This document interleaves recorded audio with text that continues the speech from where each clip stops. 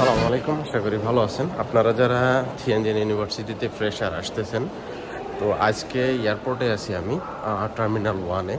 এখানে দুপুর 2টা পর্যন্ত, এর মধ্যে যদি কারো ফ্লাইট থাকে আপনারা জানাইতে পারেন, এবং আগামী কয়েকদিন অর্থাৎ 1 তারিখ পর্যন্ত ইউনিভার্সিটি রিসিভ করবে নিউ স্টুডেন্টের জন্য। তো আপনাদের বেটার হবে যদি নতুন হয় একবারই ইউনিভার্সিটিকে আগে থেকে নক করে রাখবেন, তাহলে এয়ারপোর্ট থেকে রিসিভ করা থেকে শুরু করে একদম ভার্সিটির রেজিস্ট্রেশন পর্যন্ত সব প্রসেস ইউনিভার্সিটি হেল্প করবে। Thank you. আঞ্জলা ব্রো, লেটস গো ব্যাক। এই যে আমাদের বাংলাদেশি গ্রুপ এই সাইডে, আবার অনেক স্টুডেন্টই আসতেছে। No problem. Is there any second group? No second group. How about them? Bro, we have to leave. আরে আপু, কখন আসলেন? আসলাম। তাই? নাইত ভাই কই? কি ব্যাপার, আপনারা আসেন জানানো না? ইউনিভার্সিটির পক্ষ হতে আমরা এখানে আসি, আমাদের একটা টিম আছে, সাথে টিচারও আছে লাউসি ওইদিকে।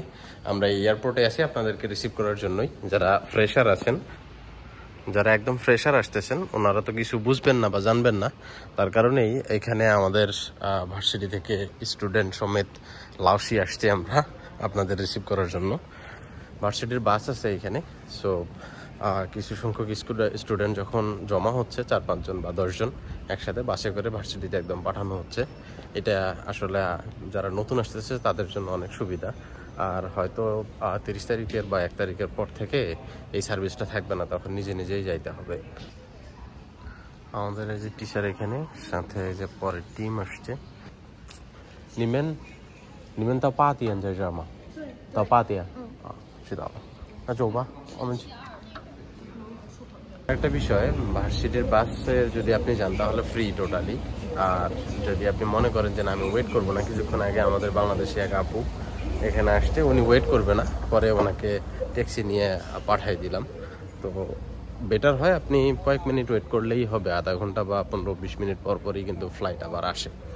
তো টিচাররা হয়তো চাই যে একটু বেশি স্টুডেন্ট করে একবারে বাসে করে পাঠাই দিতে, তো হয়তো বা 15-20 মিনিট বা আধা ঘন্টা ওয়েট করা লাগতে পারে, তাহলে আপনি ফ্রিতেই যাইতে পারবেন এয়ারপোর্ট থেকে আপনার ক্যাম্পাস পর্যন্ত।